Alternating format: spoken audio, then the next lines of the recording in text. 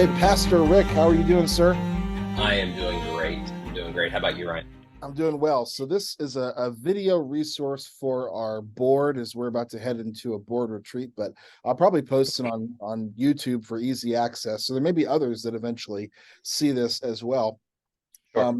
I was intrigued right before the summer kicked off. I am from Lakeland, and so I kind of was scrolling through what's going on in all the Lakeland churches that I'm aware of, and I saw this 100 tables initiative, and it just sounded awesome. Could you explain what it is and where the idea came from and all that?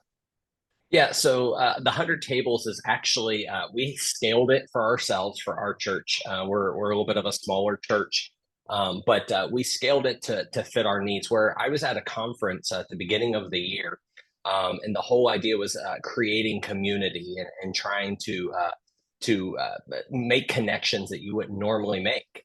And through that, we were just watching, hearing speaker after speaker. Of course, when you go to those conferences, you think you're there for the speaker, but in between speakers, there was about a 90-second clip of a initiative about this idea of how their church had grown so much spiritually because they put a table in their church.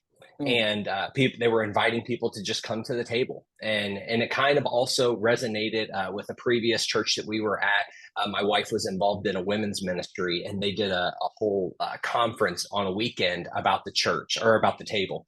And I just started kind of putting things together and thinking, man, how could this fit into what we're trying to do? And coming into a new church, just some quick background for me is I'm a brand new lead pastor. Came in January of this year.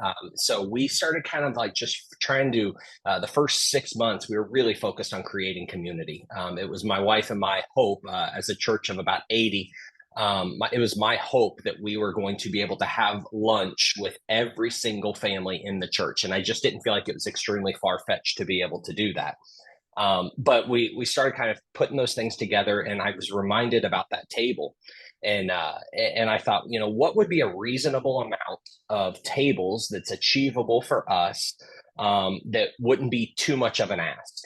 So if there's 80 people in our church, we figured that there was somewhere around 30 families represented in our church. And so we started kind of coming up with this idea of what if every family in our church committed to inviting 3 families to the table. And this table can be anywhere. It's not necessarily your house. It's out to eat. It's, at the local cafeteria, whatever it may be. But what if you invited somebody to the table just for a meal?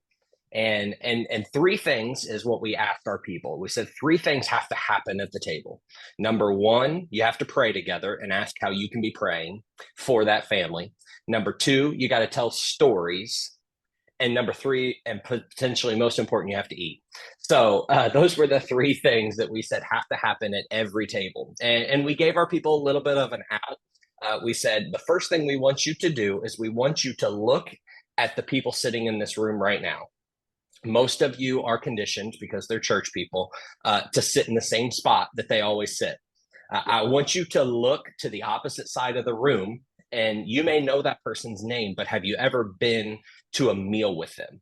And if you haven't, one of your 3 that you invite people to can be somebody within the church that you've never shared a meal with. So that's kind of what kicked it off. And to me, offering that kind of a gateway to it made it a lot more reasonable, because they all knew that they had their own homework to do. And if they could ask somebody else who also had homework to do, it made it a little bit easier for them to do it. So they started just kind of like getting together. And then the other 2 were people that you have not ever had a meal with, or it's been a very long time since you had a meal with them.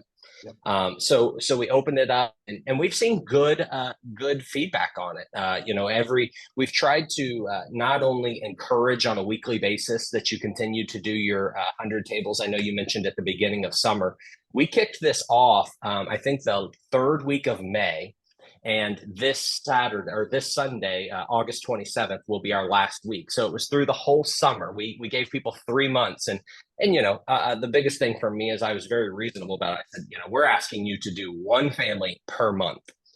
I think you're capable of doing that with obviously hopes that it would grow more, but it's been just a really cool thing.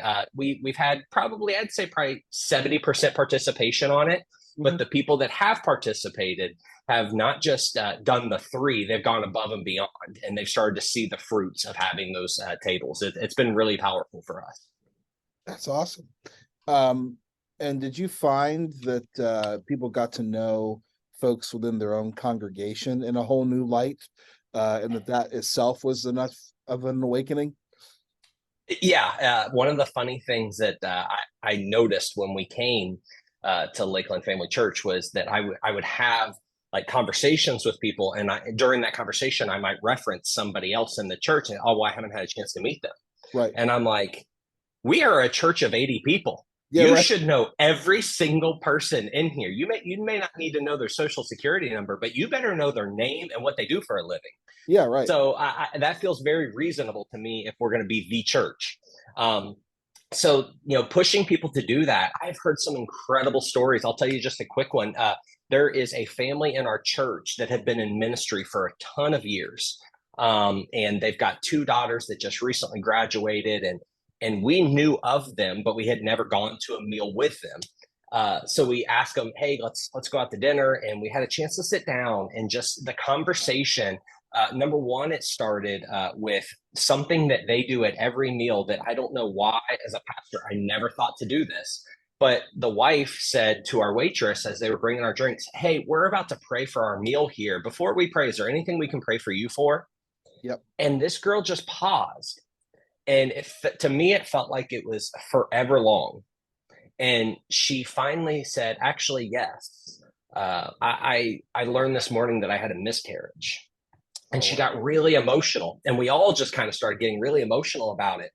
And the and she said, "Well, we can pray for you for that." And then the wife said, "Just so you know, I've experienced that too." And then my wife said, "I've experienced that too." And in that moment was this powerful moment of this girl was just coming to work, and had dealt with a really hard morning, and just that simple act. So for my family, it was just this eye opening, like, why have we never thought to ask that? Why have I never thought to take that next step with a waitress? And it was just so simple. And then throughout the conversation, just getting to know them, their daughters who are 18, really just started investing in my 10-year-old daughter and just saying like, "Hey, if you ever need an ear or you just have feelings that you want to talk about as a pastor's kid, just know like we're always here for you." And for me, it was just like, man, I never would have thought to just ask them to go out for a meal, and I might have, but it would have been, a couple years down the road possibly. But like the idea that we made that intentional decision to go out to eat with them and just learn so much, and it just felt like now when we see them as a family, it's like, they are our extended family. Like we know we can lean on them. So it's powerful things like that. We've had people who just said, "I had no idea that so and so had so much scriptural knowledge." And it was like, yeah, like she's a rock star. And it's like, but she's 80 some years old, and I didn't expect her to have so much spunk. And it was like, yeah, like she has more energy than any of us. Like you need to get to know her. And so it's just all these things. And it's like, we don't sit in a huge sanctuary on a week out basis, but you just never know what's right under your nose. So if nothing else comes from the 100 tables, even if it wasn't ever about the idea of finding a way or a sneaky way or hidden agenda into inviting people to church. It was never about that. It Yeah. was about just showing people that the table was a safe place where we just want to invest in you, and people within our own congregation are growing stronger in that. And it's awesome. It's one of my favorite things on Sunday mornings to see people who don't normally talk to other people over talking to people. And I'm like, I know that started from a table. So it's just really cool stuff. I love that. And if I'm not mistaken, I listened to one of your recent sermons. You were kind of going through that series with it. Mhm. Are you pulling pictures together to do something with that? Is that something you're going to do Yeah. this weekend or over the next month or so? Or So we have a wall that I went and purchased 100 paper frames, and we put a banner up that says that is the logo, 100 tables, and it just says "Eat, Pray, Stories." And we put that on the wall, and I was very intentional about it, because a lot of people say, well, why don't we just put the pictures up as we get them? And I, as a hidden agenda pastor, as pastors are, I knew that week in, week out, if people walked by that wall and saw that there were still empty frames, that was other opportunities that we were missing out on. And it was just a visual on a week in and week out basis that, people will come in and they'll be like, well, what pictures were added to the wall this week? And, you see people looking for their picture, and then it was like, man, but there's still a lot missing. Yeah, this week we need to call so-and-so and see if they can do that. We've been thinking about it, but so we added that as a visualization to it because I wanted it to be top of mind for people, to see what was ahead of them, to see that, 100 frames up on that wall looks pretty intimidating. But once you start adding pictures to it, it's like, okay, well, and I was strategic about how I did it. Like I put them in different places. So it wasn't like, oh my gosh, we have the whole right wall to do. But it was just, it's kind of an interesting way to, you're reaching your people who respond well to being told to do something. And then you have the people that respond well because they see it week in and week out and they know their picture's not up there. So they want to be a part of it. I think that's fantastic.